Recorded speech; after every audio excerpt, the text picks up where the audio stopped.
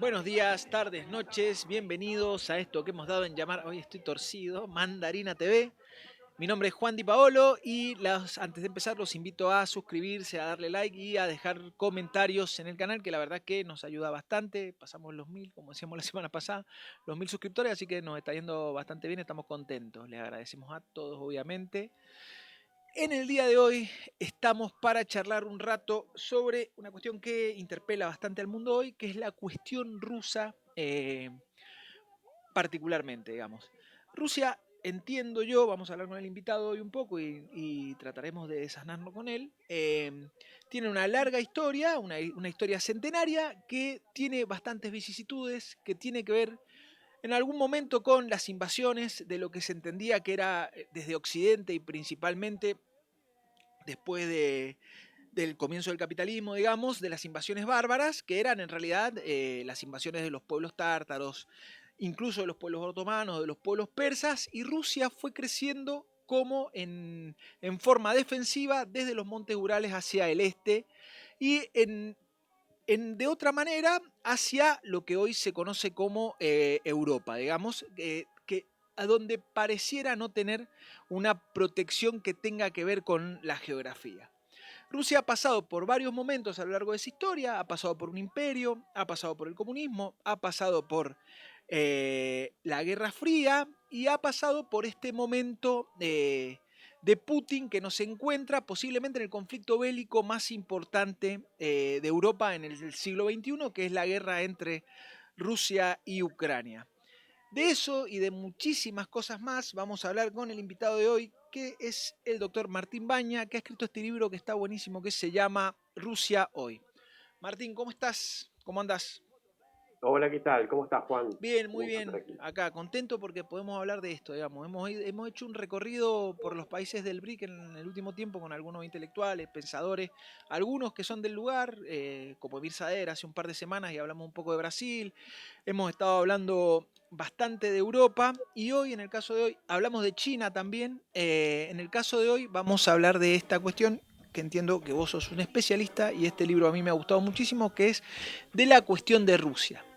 Y a mí para encarar el tema de Rusia, me gustaría preguntarte, como para empezar, digamos, ¿cómo es la relación de Rusia con la cuestión principalmente o primero del imperialismo? Porque Rusia, entiendo, a partir de la lectura de tu libro y a partir de haber mirado algunas cuestiones y qué sé yo, Rusia, entiendo, tiene una relación con la cuestión imperial que es de una potencia que en muchos años de la historia, principalmente desde después de la expansión ultramarina, ha sido una potencia periférica.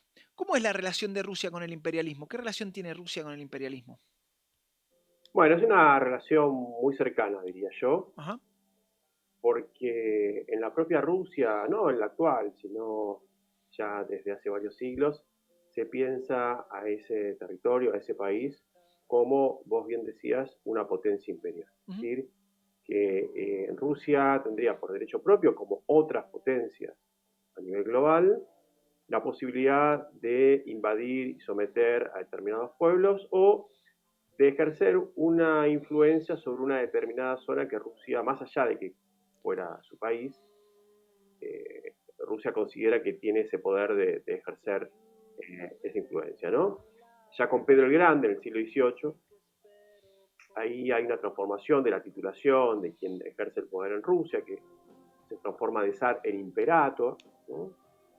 Y con Catalina la Grande, la segunda, Catalina II la Grande, en ese mismo siglo XVIII comienza a ya tomar forma una ideología imperial que sostiene que para reforzar el poder del Estado ruso, Rusia tiene que expandir su territorio, ¿no? Entonces ahí se consolida un territorio que más o menos va a terminar siendo el territorio de lo que actualmente conocemos como Rusia. Bueno, después va a haber algunas incorporaciones más, ¿no? Pero el grueso del territorio se va a terminar de consolidar en el siglo XVIII y va a consolidarse paralelamente una ideología imperialista, ¿no?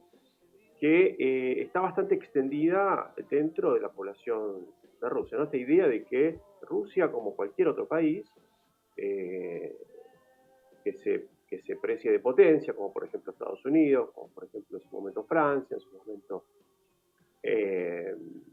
España, tiene ese derecho a ejercer ese poder imperial sobre determinados territorios. Lo que diferenciaría a Rusia de otros imperios, como por ejemplo el imperio francés o incluso el imperialismo estadounidense, es que ese ejercicio del poder lo ejerce sobre lo que algunos autores han llamado un imperio terrestre. Sí. Es decir, que sus colonias se encuentran dentro del perímetro territorial ruso, o en todo caso son territorios limítrofes al propio país, a diferencia de Francia, que por ejemplo sus colonias estaban, o Inglaterra incluso, sus colonias estaban más allá del océano, ¿no? Eran colonias ultramarinas. De modo que es una relación muy cercana, que tiene distintos momentos, y que incluso atravesando esas épocas que vos mencionabas, como por ejemplo el comunismo, o incluso ahora la actual época capitalista bajo el gobierno de Putin, hay también una suerte de reactualización de esa ideología imperial, en donde se piensa a Rusia como un gran poder que tiene la capacidad de ejercer ese dominio sobre determinados territorios. Vos decís algo muy interesante en el libro, que es, antes de meternos en la cuestión del comunismo propiamente dicho, digamos, que es que así como la Revolución Francesa marcó el fin de la monarquía, pero no el fin del imperialismo francés, la Revolución Rusa marcó el fin de la monarquía, pero no en sí el fin del imperialismo ruso, cosa que me pareció bastante interesante para leer, digamos. Solo como para que aprendamos, porque la verdad que no todos sabemos de Rusia, digamos, ¿cuáles son los pueblos o las naciones que son oprimidas por lo que se conoce como Rusia? Bueno, es interesante lo que planteás, porque después de la Revolución Rusa en 1917 hubo una política bastante interesante respecto de cómo liberar a esos pueblos que habían sido subyugados por el imperio ruso, ¿no? Por el zarismo. Sí. Entonces hay una gran cantidad de independencias, como por ejemplo la de la propia Ucrania, ¿no? Que incluso se da mucho antes que octubre de 1917, ya en febrero hay un principio de autodeterminación por parte de la Rada ucraniana, que es una suerte de parlamento que se constituye para independizarse del dominio zarista, pero también Finlandia, por ejemplo, que declara su independencia después de la Revolución de 1917, y se le otorga entonces a esos pueblos, o se establece el principio de la autodeterminación de los pueblos, y que los pueblos, en función de determinados rasgos que tienen que ver con una historia o cultura, etcétera, pueden y deben autodeterminarse más allá de ese dominio que ejercía el zarismo, ¿no? Ahora, esa política de autodeterminación va a tener un límite o una duración bastante corta, porque ya en la década del 30, sobre todo con la consolidación de Stalin, ¿no? Como secretario del Partido Comunista dentro de la Unión Soviética, se va a revertir, y Stalin lo que va a hacer es recuperar algunos elementos del viejo imperialismo zarista. Y va a intentar reestructurar o recomponer ese imperio que había sido impugnado durante las jornadas revolucionarias de 1917, y que incluso se va a ver, por ejemplo, en la firma del pacto con la Alemania nazi durante la Segunda Guerra Mundial. No, Ribbentrop-Molotov es el pacto de Molotov. Ribbentrop-Molotov. Exactamente, Ribbentrop-Molotov, en donde Stalin estaba pensando en un viejo anhelo del zarismo, que era tener una puerta de acceso a través del mar hacia el río Danubio, ¿no?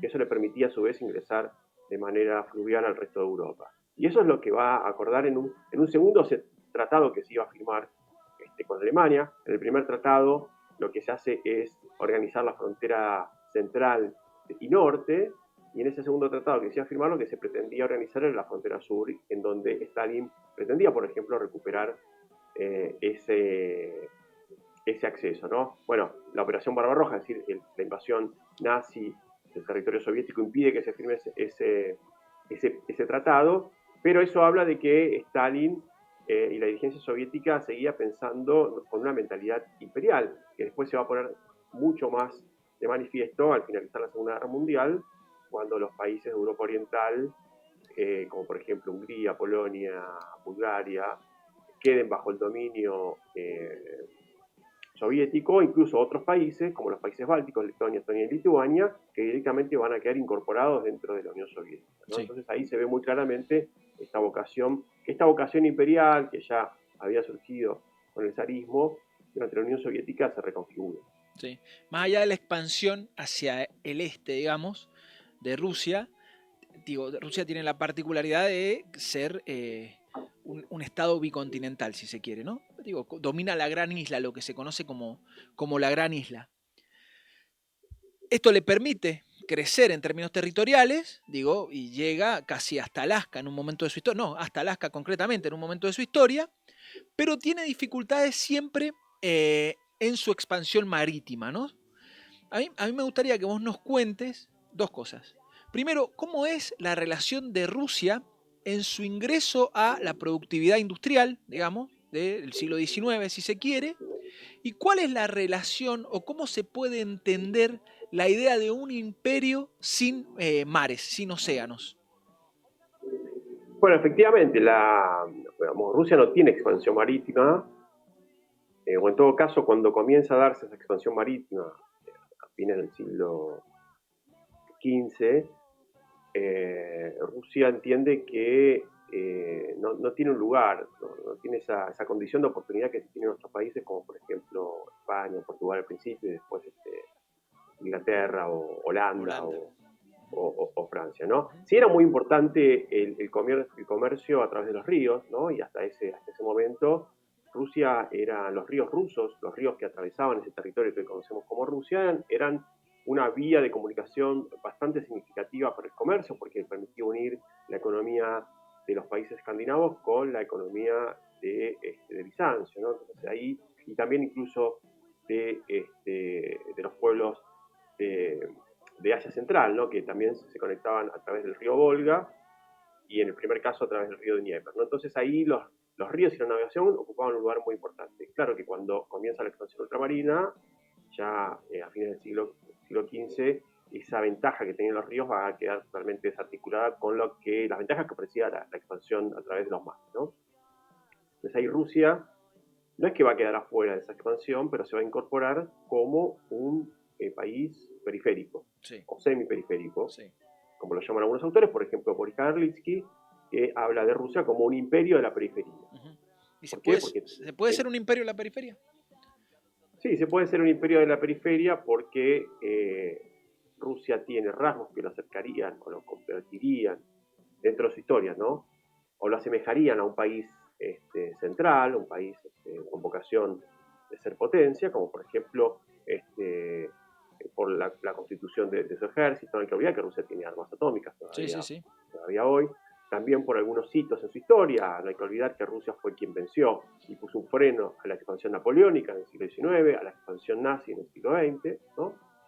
Pero también tiene elementos o componentes que lo acercarían más a lo que serían países periféricos, ¿no? Y sobre todo acá estoy pensando en la composición económica Uh-huh. de Rusia, que a lo largo de su historia, bajo el zarismo, pero también durante la Unión Soviética, e incluso hoy, en la Unión Soviética, sobre todo después de la década del 70, es básicamente una exportadora de materias primas, ¿no? En algún momento va a ser el trigo, va a ser la cera, va a ser la madera, luego, ya en el siglo XX, va a ser la exportación sobre todo de petróleo y de gas, algo que todavía sigue haciendo hoy y que es un componente bastante significativo para su economía, ¿no? Sí. Entonces ahí vos ves que Rusia combina estas dos características, ¿no? Por un lado, esa vocación imperial, esa vocación de ser potencia global, pero al mismo tiempo una base económica distinta de los países centrales que está más cercana a lo que serían A los los países países periféricos. periféricos. Está muy bien. Solo como para que nos vayamos metiendo en tema. En esto de la expansión marítima de alguna manera, y lo que vos decías del comercio con Bizancio, que para que contemos más o menos, digamos, lo que hoy sería Turquía, digo, está el Mar Negro y la posibilidad de la salida al mar de Crimea, digamos, que ofrece Crimea. ¿Cómo se da esa discusión, o cómo es la historia de esa discusión con Ucrania por Crimea a lo largo, no siempre es con Ucrania, yo eso lo tengo claro, digamos, pero como para que vos nos conté cómo se da esa discusión con Crimea, cuándo arranca esa discusión por Crimea, qué le ofrece Crimea a Rusia, por qué es tan importante hoy Crimea para Rusia. Crimea es importante hoy para Rusia por una cuestión simbólica. Tiene obviamente elementos materiales y económicos por ese acceso al Mar Negro y por ejemplo, la posibilidad de tener puertos y de asentar así a una flota que es precisamente la flota del Mar Negro. Pero en términos simbólicos, Crimea es importante porque allí fue donde el príncipe Vladimir se convierte al cristianismo en el siglo X, ¿no? Y para el actual presidente de Rusia, Vladimir Putin, ese sería el momento inicial en el cual se puede empezar a contar la historia de Rusia, ¿no? Entonces, que el nacimiento de una nación como Rusia, el lugar específico, ¿no? Donde se habría dado el nacimiento de una nación como Rusia, ahora esté en manos bueno, ahora no, pero en su momento haya estado en manos de otro país como Ucrania, ¿no? Le quitaba ese peso simbólico que tenía ese lugar como lugar de iniciación de una nación, sobre todo en una nación que en la actualidad le da mucha importancia a la cuestión religiosa, ¿no? Entonces, hay un primer paso que da Putin en el año 2014, que es la anexión de Crimea, de esa península que por cuestiones administrativas durante la Unión Soviética había quedado bajo la órbita. La órbita, gracias, de Ucrania, pero que es una anexión que no es reconocida a nivel internacional, ¿no? Porque eso todavía sigue estando en disputa, no es reconocida por Rusia, por Ucrania, perdón, y no es reconocida tampoco por la comunidad internacional. Pero que ya forme parte de Rusia, o que se la considere rusa, que incluso se haya construido un puente que una a esa península con la parte continental. Si lo vi al puente es impresionante. Exacto. Sí, sí. Significa que, bueno, para la ideología actual del Kremlin es un territorio significativo, sobre todo por lo que, como te decía antes, significa en términos simbólicos. Está muy bien. O sea que es mucho más allá de la salida por el Mar Negro al Mediterráneo a través del Bósforo, digamos, de los estrechos, es mucho más importante en términos ideológicos, simbólicos, que en términos económicos, Crimea.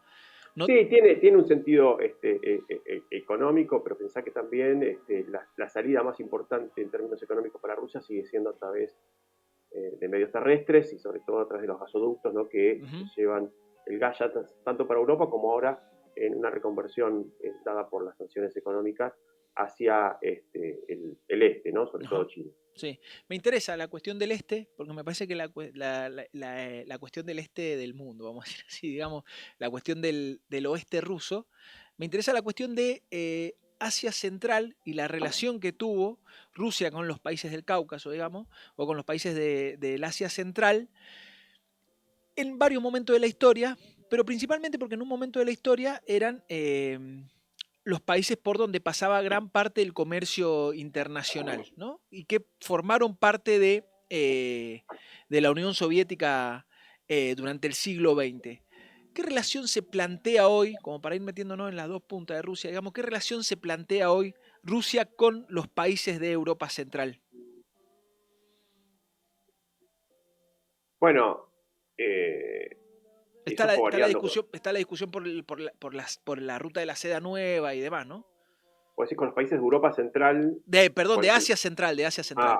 Perdón, de Asia Central. Perdón, mala mía. Me había descolocado. Sí, disculpa. No, todo bien.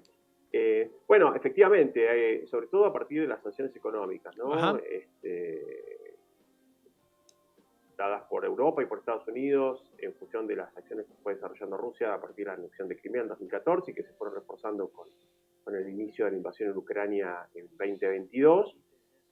El putinismo tuvo que reconfigurar gran parte de su economía y empezar a pensar en otros países en términos de colaboración, en términos de poder vender su producción y particularmente la energía que le sirve como base de su economía, ¿no? Estamos hablando del gas y del petróleo. En ese sentido, los países de Asia Central son un componente significativo dentro de esa reconfiguración de vínculos económicos, pero no está claro de que eso todavía esté solidificado y que sea efectivamente, o que pueda reemplazar a los ingresos que generaban la exportación de petróleo y de gas hacia A Europa, Europa. ¿no? En el sentido de que todavía trabajarlo bien, porque incluso los países centrales, los países de Asia Central son productores de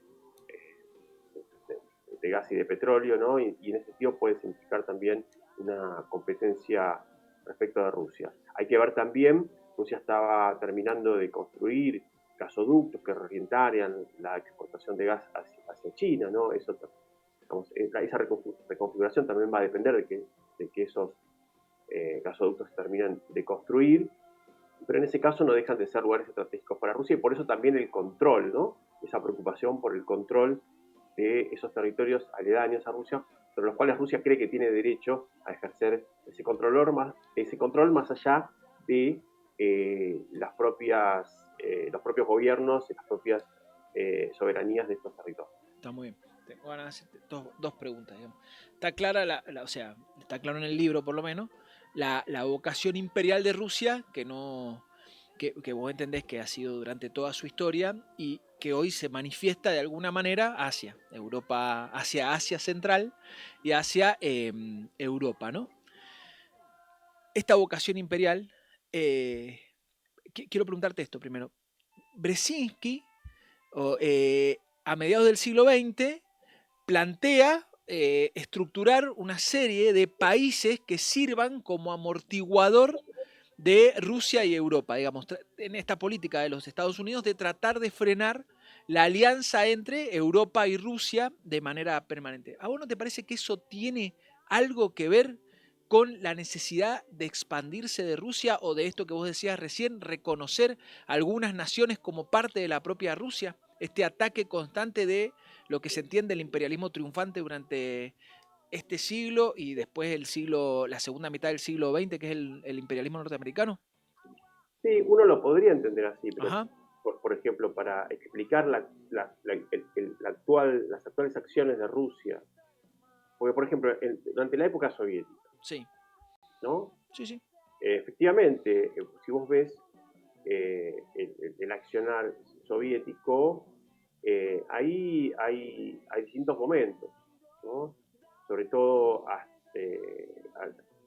bajo el estalinismo y después la Segunda Guerra Mundial, hay una política agresiva por parte de Rusia de querer también, de la Unión Soviética, de querer dominar determinados territorios que, como te decía antes, tienen que ver con un componente particular de este imperio, que es un imperio terrestre, ¿no? Entonces ese dominio, ese control va a estar dado sobre los países que conforman el Europa oriental y parte de Europa central y obviamente los países bálticos, por ejemplo, que son incorporados directamente a la Unión Soviética.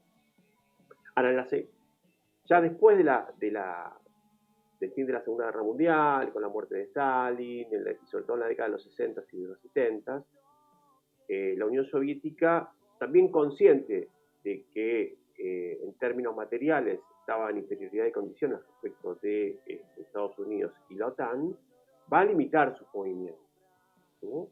Y va en todo caso a responder efectivamente a agresiones por parte de otros países, como por ejemplo la famosa crisis de los misiles en Cuba, ¿no? Como si la Unión Soviética decide instalar misiles en Cuba en 1962, es porque primero Estados Unidos había decidido instalar misiles en Turquía, ¿no? Entonces fue como una respuesta en ese sentido. Eso cambia en los últimos años, este posicionamiento, digamos, más defensivo de Rusia, porque no se ve en los discursos de los actores que toman decisiones en Kremlin como causa principal la amenaza de la OTAN. ¿No? Sí fue al principio, se lo podía escuchar en Putin, en el canciller ruso, en Lavrov, también en algunos asesores de Putin como Medinsky, incluso el expresidente Medvedev, pero después ese discurso rápidamente viró a una cuestión más de tipo histórico, ¿no? Una necesidad de recuperar un territorio que, decían los ideólogos del Kremlin, por derecho natural pertenecería a Rusia, ¿no? Entonces, fíjate que el efecto, digamos, si el efecto era ahuyentar a la OTAN de las fronteras rusas, con estas acciones lograron todo lo contrario, ¿no? Porque, Sí. por ejemplo, países históricamente neutrales como Finlandia y Suecia justamente pidieron su ingreso A a la la OTAN. OTAN. Y son dos países que son limítrofes con Rusia. De Ujú. modo que, así como Ucrania, ahora Rusia tiene dos países limítrofes que son miembros de la OTAN. Entonces, ahí yo creo que habría que revisar, porque esto históricamente en la historiografía y en los estudiosos sobre el imperialismo, Rusia fue dejado de lado, ¿no? Digamos, se hizo hincapié en el imperialismo, por ejemplo, estadounidense, ¿no? Y no tanto en las condiciones imperiales que podía tener un país como Rusia. Hay motivos ideológicos, políticos detrás de estas explicaciones, pero digamos, si vamos a hablar sobre imperialismos, tenemos que hablar sobre todos los imperialismos. No es que no habría imperialismos buenos o imperialismos malos, ¿no? De acuerdo a nuestro funcionamiento, sino que si vamos a criticar o cuestionar o a discutir el imperialismo, deberíamos incluir a todos los imperialismos y no ser selectivos, ¿no? Hablando de esto mismo, me quiero meter en el tema del autoritarismo, pero me parece que va dejando cosa para cortar la charla, digamos. En la descolonización de África, por ejemplo, que Rusia tuvo un rol importante, vos lo contabas un poco en el libro, qué sé yo, ahí no te parece que hay una discusión, porque se funda, es verdad que es un Estado imperial, digamos, pero tiene una ideología antiimperialista. Solo te lo pregunto, digamos, ¿no? Como lo estoy afirmando. Y Claro, pienso en la descolonización de África y pienso en las guerras durante la Guerra Fría o las escaramuzas durante la Guerra Fría, digamos, que fueron apoyadas en el tercer mundo por el imperialismo ruso, ¿no? exactamente, sí, totalmente. Era una de las tantas ambigüedades que poníamos. La Unión Soviética fue un país, una unidad política que estuvo plagada de ambigüedades y de contradicciones. Por citar una, fue un país que sacó del analfabetismo a millones de personas, prácticamente la mayoría de la población, que era analfabeta al momento de la revolución, creando un público lector, ¿no? Que antes no existía, pero al mismo tiempo persiguió a muchos de los escritores para los cuales escribían para ese público, ¿no? Entonces, como, hay esa combinación de terror y utopía, como la llamó un historiador alemán llamado Karl Schlegel, existió a lo largo de toda la vida de la Unión Soviética. Y respecto de la cuestión del imperialismo, efectivamente, había una ideología antiimperialista, pero en términos prácticos, la Unión Soviética seguía ejerciendo prácticas imperialistas, no con un componente particular, a diferencia de los otros imperialismos, por ejemplo, ¿cuál era el lema o cuál era la punta de lanza de un imperialismo como el británico o como el francés? Bueno, lo que justificaba el imperialismo es que los países llevaban la civilización, ¿no? a los pueblos expulsados. En el caso de Rusia, su imperialismo se justificaba no tanto por llevar la civilización, sino por llevar la liberación de La esos liberación, países. sí. Exactamente. Está muy bien. Ahora, también lo que se ve es que en muchos de esos casos, sobre todo en el caso africano, pero también en el caso cubano, Sí. no hay una voluntad inicial de la Unión Soviética por apoyar esas Claro. rebeliones. Más bien, lo que hay es una búsqueda por parte de los líderes que están a cargo de esas luchas en contra del dominio imperial de países como Francia o Inglaterra, por contar con un apoyo un poco más seguro, un poco más firme, un poco más fuerte en esa contienda, ¿no? Y ahí, en lo que es un contexto de Guerra Fría, bueno, los soviéticos optan por apoyar, a pesar de que eso a la larga va a terminar siendo un lastre bastante, en términos económicos, bastante significativo, ¿no? Pensemos en el caso de Cuba, ¿no? Que se termina inmediatamente después de la disolución de la Unión Soviética y que eso va a tener un impacto bastante importante en la economía cubana que todavía hoy sigue Sí, padeciendo. sí, claro. Sí, sí. de todas maneras, digamos, en términos geopolíticos, en algún lado había que ubicarse para pelear contra el imperialismo previo, digamos, y se Exactamente, entiende, ¿no? pero esa reubicación en términos geopolíticos no impugna el componente imperialista que podía tenerlo el Sí, nacionalismo, está claro, ¿no? está claro. Lo que pasa es que yo pienso el mundo de hoy, digamos, y pienso las posibilidades que tiene el tercer mundo sin ningún tipo de alianza a nivel internacional con las tres grandes potencias que parecen emerger, ¿no? Sí, ese planteo lo entiendo, Ajá, ese planteo lo entiendo. El tema es que a veces suele haber un malentendido respecto del supuesto anti-imperialismo o el discurso anti-estadounidense que tiene Putin, ¿no? ajá. No, está Uno claro. ve efectivamente que Putin es un presidente que históricamente viene hablando en contra de Estados Unidos. Y entonces acá, por ejemplo en Argentina, pero en otros países latinoamericanos también, digo, para seguir con el ejemplo de los países de lo que podríamos llamar el tercer mundo, se hizo una ecuación que tenía los siguientes componentes. Si el enemigo, si hay alguien que se opone a mi enemigo, es automáticamente Mi mi amigo. amigo, ¿no? Sí. Sin entender muy bien o sin comprender o sin profundizar muy bien en qué supone ese amigo, Ujú, ¿no? ujú. Bueno, y ahí hay dos cuestiones que me parece que si uno se coloca en un lugar que podríamos llamar antiimperialista, tal vez el putinismo no entraría. Por un lado, porque lo que le cuestiona a Estados Unidos Putin no es tanto su componente imperialista, sino que no lo dejen a Putin ser tan imperialista como lo es Estados Unidos, Sí. ¿no? Eso por un lado. Y por otro lado, cuando cuestiona a Estados Unidos, o en general a Occidente, ¿no? Porque incluye en esa crítica a Occidente, lo que Putin está cuestionando es ciertos procesos que él entiende son la expresión de la decadencia de Occidente, como por ejemplo la ampliación de derechos para la comunidad LGTBI, Sí. el multiculturalismo, Ujú, la agenda climática, ¿no? ujú. Entonces, bueno, habría que pensar si un líder como Putin, con todos estos componentes, podría encarnar efectivamente una resistencia global antiimperialista. Yo creo que no. Ujú. Entonces, eh, esto no significa apoyar No, eh, claro, claro, claro. al imperialismo estadounidense, Sí, ¿no? Que sí, es tan condenable como el otro. sí, sí. En todo caso, es una advertencia para no volver a caer en lógicas que terminan, bueno, subyugando a pueblos e imponiendo condiciones que limitan la libertad, que limitan la justicia social, etcétera, etcétera. Sí, pienso esto, digamos. Vos me corregirás.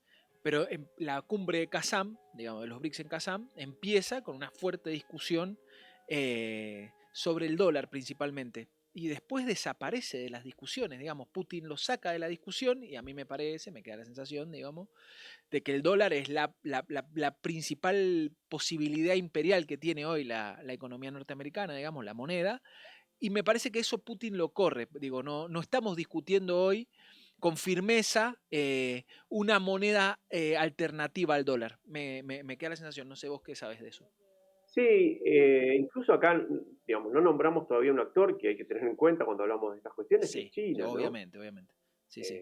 Y ahí entonces eh, está Estados Unidos, está Rusia, está China, está Europa, digamos, estamos en un contexto actual de crisis, podríamos decir, de hegemonía global, ¿no? Ujú, Entonces, una Europa que está bastante debilitada, un Estados Unidos que parece errático, una China que está en ascenso y una Rusia que observa y que entiende que hay una crisis y que no quiere perder la oportunidad para reposicionarse, ¿no? Entonces, ahí cada paso que se da intenta hacer no en falso, ¿no? Y Rusia sabe que está en una posición que puede sacar provecho tanto de la debilidad de Europa como de su enfrentamiento con Estados Unidos y de su eventual alianza con China, ¿no? Pero fíjate que respecto a lo del dólar, eh, Putin en ningún momento buscó retirarse del mercado mundial y en ningún momento plantea una alternativa económica al capitalismo. Más ujú. bien todo lo contrario, yo diría, ¿no? La economía bajo el putinismo lo que hizo fue reforzar las bases del capitalismo que reingresaron en 1991, después de la disolución de la Unión Soviética, e incluso, si vos mirás más atrás dentro de la propia historia soviética, en general no se ve una separación o una búsqueda de separarse de la economía global, ¿no? Sí hay una separación del proceso global de acumulación, pero en ningún momento hay una separación del mercado global, como muestra, por ejemplo, los documentos respecto de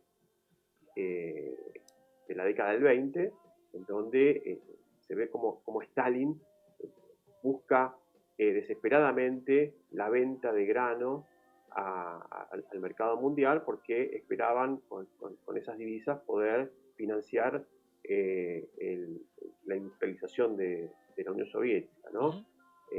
Cuestión que va a quedar limitada por el crack del 29 y que va a explicar en gran parte procesos internos que tienen que ver con la colectivización forzosa del campo para financiar esa industrialización acelerada. Entonces ahí lo que se ve es que, ya sea en el presente o en el pasado, no hay un intento de separarse, ¿no?, de ese mercado mundial, sino de justamente de reforzar lazos, porque saben que del refuerzo de esos lazos también va a depender una buena salud de esa economía.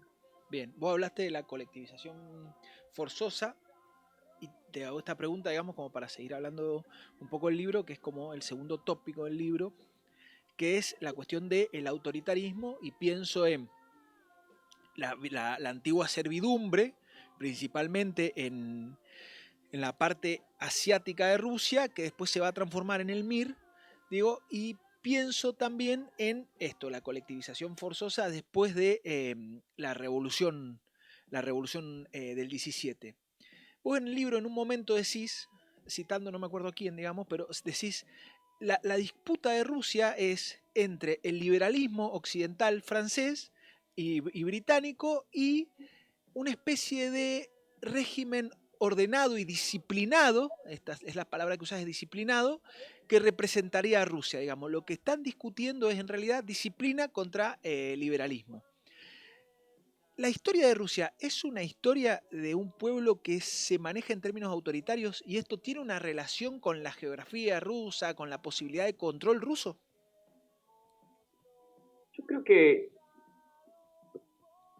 vos hablaste de segunda servidumbre, ¿no? Y en el caso ruso habría que ver si hubo una segunda servidumbre, porque en verdad hasta el inicio de la servidumbre en Rusia los campesinos tenían una relativa libertad dentro del territorio, ¿no? Justamente fíjate que en Rusia la servidumbre no es una herencia del feudalismo, no es una herencia medieval, sino que en Rusia la servidumbre es un producto del surgimiento del sistema capitalista, ¿no? De hecho, los primeros pasos que se dan para la consolidación de la servidumbre en Rusia comienzan con Iván el Terrible, ¿no?, del siglo XV. Y quien va a terminar de consolidar esa servidumbre va a ser Pedro Grande ya en el siglo XVIII, del campesinado. Que es un proceso paralelo a lo que estaba sucediendo en América con la esclavitud, ¿no? Exactamente lo mismo. Entonces, regiones periféricas que buscan integrarse al mercado mundial, sobre todo los países centrales, que lo hacen desde lugares periféricos, y que en ese sentido el trabajo servil resulta mucho más beneficioso para poder realizar esa integración, ¿no? En el caso del zarismo, lo hace a través de un pacto que firma con la nobleza, la clase dominante rusa en ese momento, donde la nobleza le exige al zarismo la servilización del campesinado a cambio de otorgar al zarismo la posibilidad de gobernar un territorio y de administrar sobre todo un territorio tan extenso, sí, ¿no?, tan frágil como podía ser el ruso, ¿no? Entonces, en ese sentido, el autoritarismo ruso, sobre todo el autoritarismo que se ve bajo el sistema zarista, es una respuesta política, ¿no?, a la necesidad de integrar a ese territorio al mercado mundial, y en donde los recursos disponibles para enfrentar el conflicto social dentro de Rusia son muchísimos más escasos de lo que pueden tener los países centrales, ¿no? Entonces ahí cualquier apertura de tipo democrática, ¿no?, se ve o se analiza o se percibe como una amenaza a ese sistema social, a ese sistema económico que beneficia claramente a muy pocas personas, en este caso a la nobleza, ¿no? Entonces, si vos ves la historia del zarismo, desde su fundación con Iván el Terrible en el siglo XV hasta su caída a principios del siglo XX, todos los intentos que lleva adelante el zarismo son para, por un lado, reforzar su poder, pero por otro lado, reforzar un sistema económico que beneficiaba a la aristocracia. El caso soviético es interesante porque nace de un proyecto que se oponía Al zarismo. al autoritarismo, exactamente, sí, que genera una experiencia democrática inédita, no solamente en Rusia, yo diría en todo el mundo, sobre todo por la construcción política a través de ese órgano de poder popular llamado Soviet, ¿no? Uh-huh.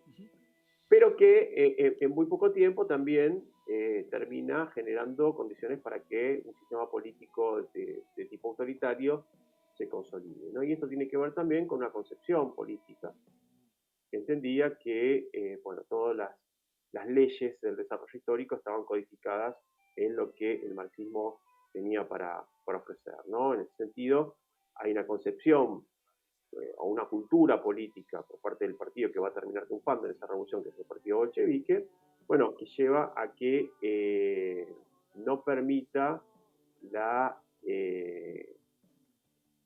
el compartir ese poder con otras fuerzas políticas, porque entendía que quienes tenían la capacidad de descifrar esas leyes del desarrollo histórico eran los bolcheviques, ¿no? Entonces, en ese sentido, eran ellos quienes tenían que encargarse de conducir a la sociedad hacia el comunismo. Entonces ahí nuevamente comienza a darse una lógica pero que tiene que ver también con precisamente, ¿no? Un país que sigue ubicado en un lugar periférico o semiperiférico, ¿no? Y que no tiene los recursos económicos para enfrentar o hacer frente a ese conflicto social como si podían tener los países centrales y que entonces terminan derivando en soluciones políticas autoritarias, no tanto por un gen o por una predisposición o por la influencia asiática, como suelen explicarse en la historiografía, sino justamente por las propias lógicas y dinámicas del capitalismo, sobre todo en regiones periféricas o semiperiféricas, ¿no?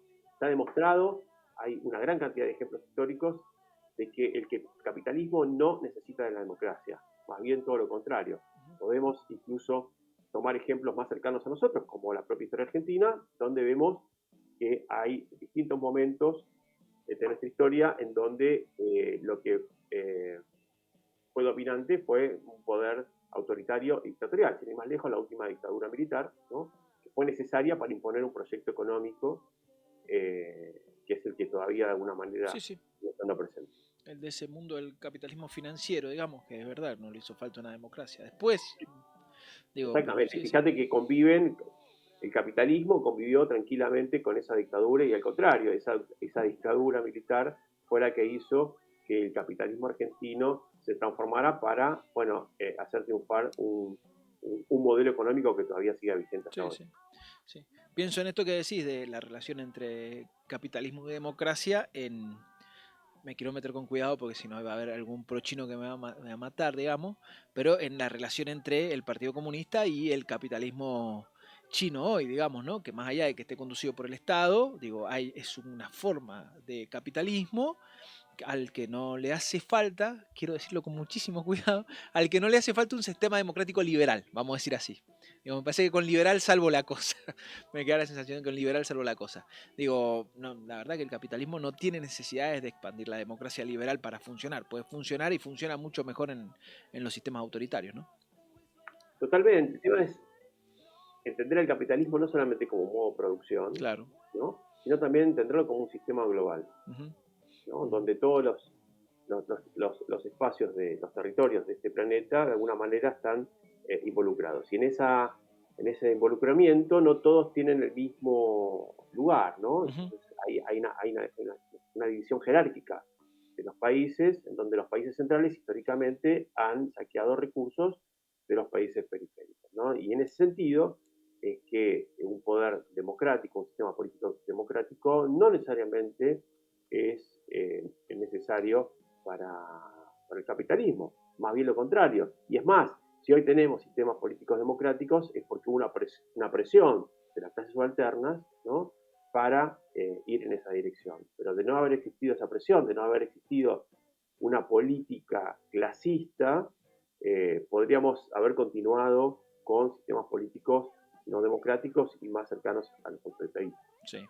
Pienso en esto, digamos. O sea, vos atás la cuestión del autoritarismo en Rusia al capitalismo principalmente, tanto en la época imperial como durante la etapa comunista, digamos, que tenía que ver con la expansión de la economía Rusia hacia afuera de la Unión Soviética, de la URSS, hacia afuera de las fronteras.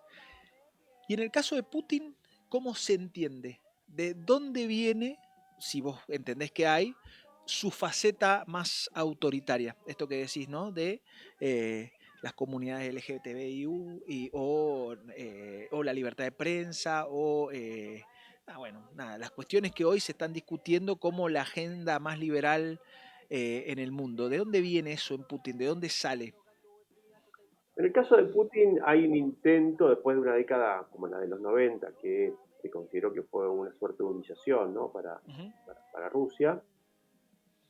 Putin lo que intenta hacer ahora es, por un lado, reforzar el papel del Estado, ¿no?, un Estado que había sido debilitado con la disolución de la Unión Soviética, y por otro lado, reposicionar a Rusia a nivel global, después de su pérdida de peso específico durante también la década del 90, ¿no?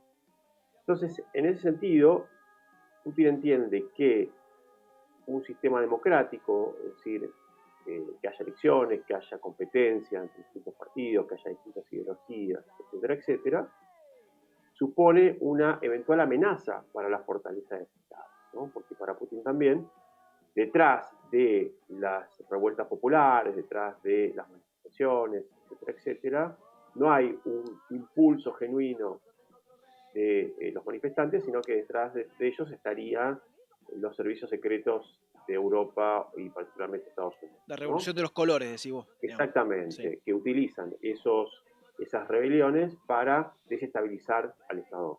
Ujú. Entonces, dentro de esta lógica, habría que evitar cualquier tipo de competencia electoral, habría que evitar cualquier tipo de libertad democrática, porque el objetivo principal es el reforzamiento del Estado y volver a colocar a Rusia como una potencia global. Entonces, fíjate que las eventuales libertades o derechos que, no en la década del 90, yo iría más hacia atrás, iría al proceso de reformas que inició Mikhail Gorbachev a mediados de la década de La perestroika. 1980, ¿no? Ujú. Conocido con el nombre de perestroika, exacto, que supuso, sí, un intento genuino por ampliar derechos, libertades, etcétera, etcétera. Bueno, eso fue retrocediendo a partir del putinismo, sobre todo a partir del tercer mandato de Putin, iniciado en el año 2012, donde también, y acá vuelvo a la cuestión económica, empezaron a hacerse más visibles signos de una crisis económica y social, ¿no? Algo que había quedado entre paréntesis durante la década de los 2000, donde los altos precios del petróleo y del gas le habían permitido a Putin manejar un presupuesto mucho más amplio que en donde el conflicto social podía ser este, más controlado, ¿no? Eso, pues, con la caída del precio del petróleo, el precio del gas, una caída bastante significativa en el ingreso de divisas dentro de Rusia, comienzan a verse signos de crisis económica y social hacia el año 2012, es cuando Putin también comienza a reforzar este costado más autoritario, más dictatorial, y que van en esta línea de hacer un fuerte hincapié en el rol del Estado, en la fortaleza del Estado y en el lugar que Rusia tiene que ocupar a nivel global. ¿No te parece a vos que hay como una relación entre revolución de los colores y servicio de inteligencia y demandas populares reales, digamos que hay como las dos cosas funcionando ahí? Bueno, habría que ver efectivamente qué documentos o qué Ujú. fuentes podrían probar esa conexión, ¿no? Pero en todo caso, ¿por qué no pensar que pueblos que viven en condiciones económicas cada vez empeoran sus vidas, no tendrían el derecho a protestar o a Sí, manifestarse claro, claro. o a buscar una alternativa a quienes están ejerciendo el poder en ese momento, ¿no? Porque eso, en todo caso, impugnaría cualquier tipo de reivindicación popular, ¿no? Digamos, no, y es un peligro sobre todo para esos países, porque nadie podría salir a la calle porque corre el riesgo de ser acusado de, Sí, de atentar contra la claro, claro. propia patria por ser una suerte de cómplice del imperialismo eh, estadounidense, por poner un Sí, ejemplo. y es más o menos como lo que está pasando, digamos, cuando Putin habla de la desnazificación de Ucrania, un poco lo que está diciendo, a lo que está arguyendo es a este tipo de argumentación, digamos. Digo, Claro, el tema es que a Putin le faltan pruebas para sostener eso. O sea, uno ujú, puede decir, sí, Ucrania está llena de nazis, pero ajá, después cuando vas a ver a los partidos de ultraderecha dentro sí, de Ucrania, no llegan al 1% en las elecciones, mira vos, ¿no? mira vos. Entonces ahí el argumento se cae, no tiene sustento, sobre todo cuando el presidente eh, eh, ucraniano es judío y tiene antepasados que murieron en el holocausto, ¿no? Entonces Ujú, ahí hay una contradicción bastante grande que Putin pasa por alto, como pasa por alto con muchas otras cuestiones, sobre todo cuando él hace referencia a la historia rusa y manipula o interpreta de manera interesada los documentos para legitimar su propio accionar en el presente. sí. Te hago las dos últimas preguntas y te dejo de molestar, digamos. Ninguna molestia. Sí, ya terminamos, ahí me están avisando. Los tengo cronometrado igual. Te hago la última pregunta. La primera es, ¿cómo crees que termina esta guerra que ha durado? ¿Parece más de lo que se esperaba que iba a durar? ¿O tal vez para Rusia era lo que necesitaba durar, una guerra de desgaste, que sea larga? ¿Cómo crees que termina? ¿Cuándo termina? ¿Y cómo va a ser el balance de la guerra para vos con los hechos ya acontecidos, digamos? Bueno, entramos en el terreno de lo conjetural, ¿no? Sí, No, no, claro, no claro. podemos saber bien con exactitud cuándo y cómo va a terminar.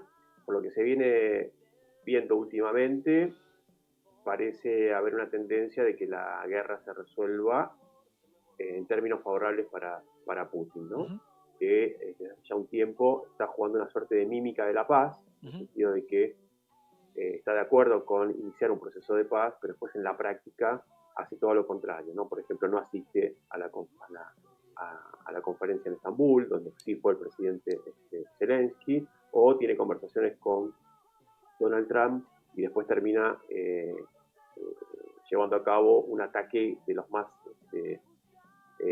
grandes que hubo en el último tiempo, la semana pasada. El fin de semana pasado, el ataque aéreo más Exactamente, importante de la historia de Ucrania, digamos, sí. exactamente. Sí, sí. Entonces, ahí lo que se ve es por lo menos una voluntad de Rusia de continuar con la guerra. De hecho, lo dijo Vladimir Medinsky, quien encabezó las negociaciones de paz en Estambul.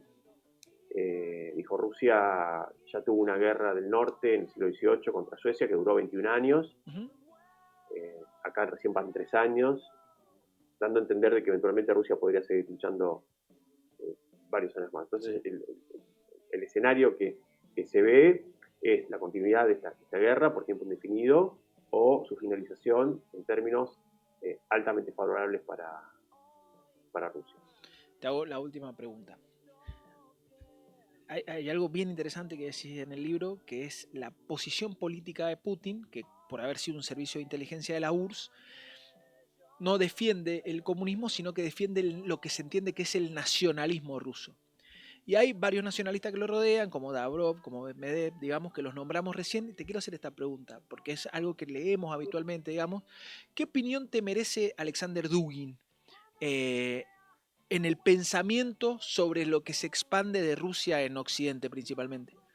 Bueno, Dugin precisamente es uno de los insumos intelectuales que utiliza Putin para justificar su ideología, y particularmente hubo un elemento en el que Dugin viene haciendo hincapié ya desde hace mucho tiempo, que es esta idea de Rusia como una civilización única, ¿no?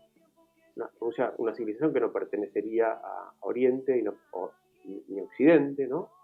Sería una cuestión especial y como tal debería mantener incontaminados sus valores, sus tradiciones y sus elementos constitutivos expresados en la cultura, la religión, la historia, el idioma y demás, ¿no?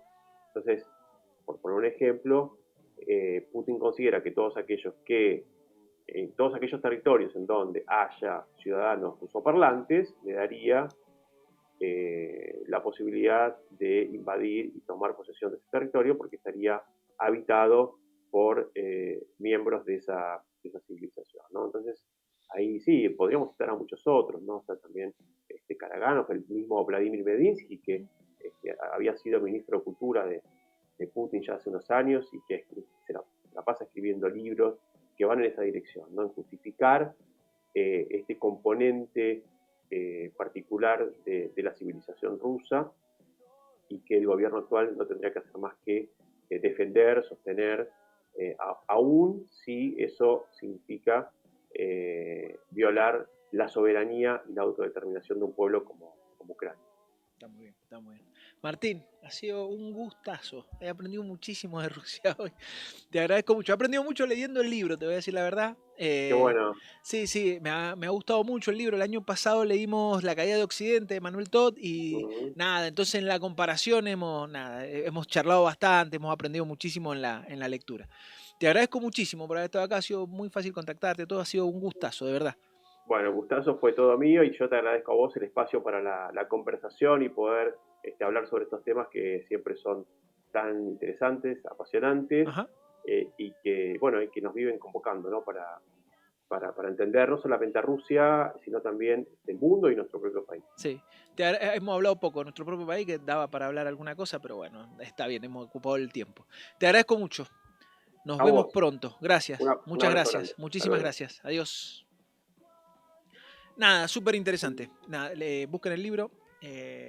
Léanlo al Martín. Tiene otros libros publicados. Tiene alguna actividad en YouTube. Hay algunas cosas también colgadas que están bastante buenas. El libro está muy bueno. Hay cosas que no están en YouTube y están bien también, digamos, está bien el libro. Nada, me interesa la discusión. Ojalá podamos invitar a alguien que tenga otra mirada sobre Rusia y poder seguir profundizando esta cuestión. Me parece que puede contrastar bastante bien con la mirada de Mirza de hace algunas semanas. Nada, me gustó, me pareció interesante. Así que nada, gracias por haber estado acá. No me voy antes sin decirles que se suscriban al canal, que le dejen like y que dejen los comentarios que los leemos. Y antes de terminar quiero mandarle un saludo a mi amiga la Juana Garciolo. Le mando un beso gigante que me dijo la madre que le mandara un beso. Adiós, nos vemos la semana que viene.